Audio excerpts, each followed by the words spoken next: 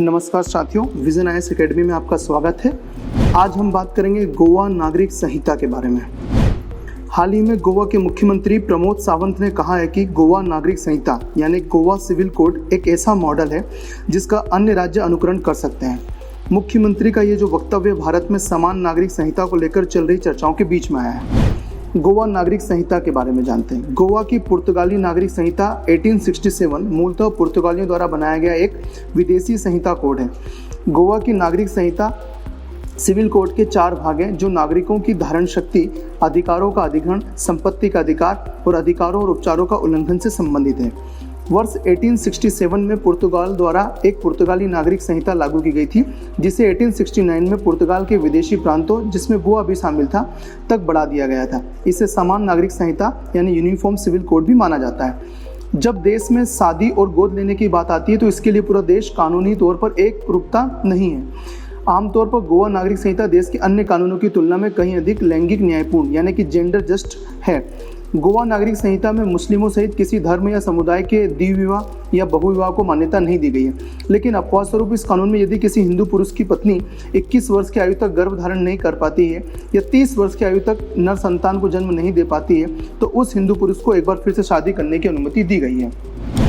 इस कानून के प्रावधान कानून के तहत एक नागरिक प्राधिकरण के समक्ष विवाह का अनिवार्य पंजीकरण कराना अनिवार्य होगा।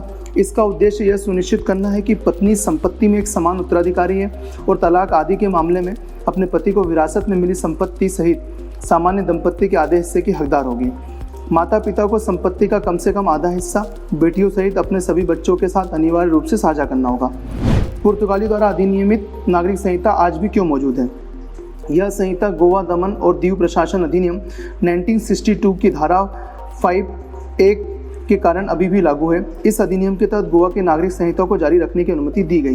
गोवा में पुर्तगाली नागरिक संहिता गोवा दमन और दीव प्रशासन अधिनियम 1962 की धारा 5(1) के कारण भारत में भी अभी भी लागू है।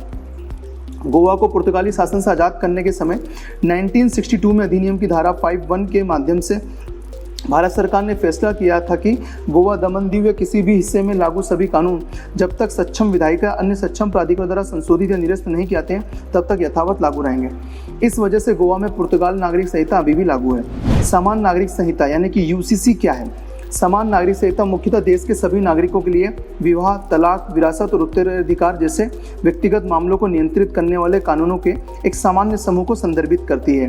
संविधान के आर्टिकल 44 जो राज्य के डीपीएसपी में से एक है में कहा गया है कि देश में एक समान नागरिक संहिता होनी चाहिए।